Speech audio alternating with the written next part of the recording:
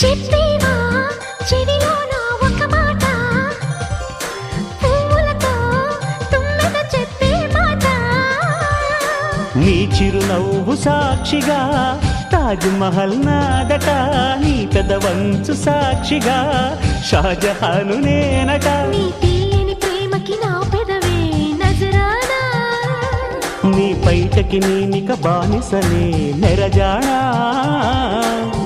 అనంతాల ఆత్మ నీవై చేరుకున్న వేళలో, కోకలు కట్టిన కోయిలా కమ్మని కౌగిలియవే.